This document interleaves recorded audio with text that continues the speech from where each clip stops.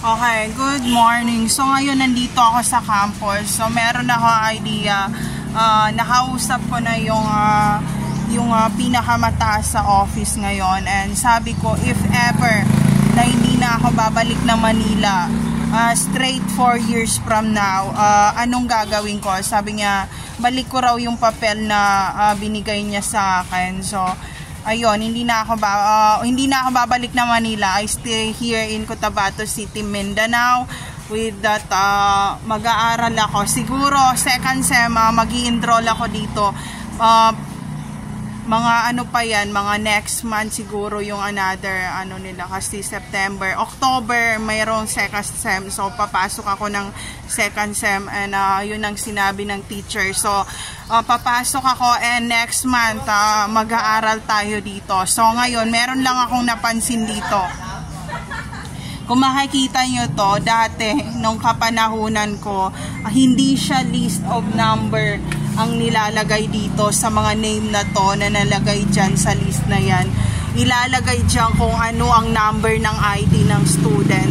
Yun ang ilalagay dito. Halimbawa, ang ID ng estudyante or yung kanyang identification ID ay yun ang ilalagay ba 001, 10021, mga ganun ang bilang. So ngayon ang ginawa nila is parang table of contents na 1 to 10, 1 to 100. So ayan, ganyan ang ginawa nilang contents.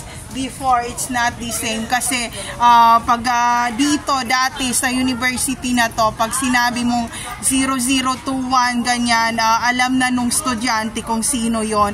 Yun yung number ng kanyang identification or ang ID.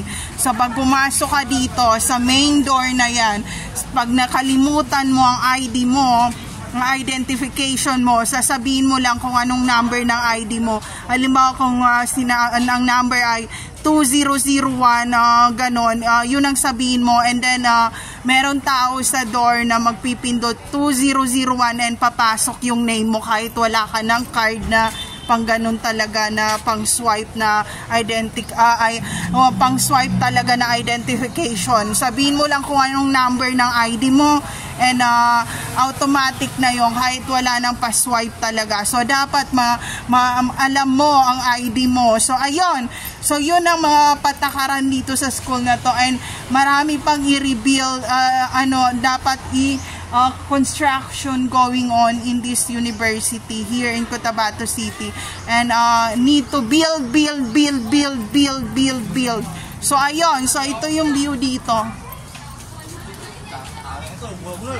So ngayon 4 years naman tayong magko-contract dito, and tingnan natin kung ano ang mangyayari sa loob ng 4 years pag na-undercover ko naman tong university na to. So ayun, matindi ang pangangailangan ko. Walang time si Jassy sa love life talaga.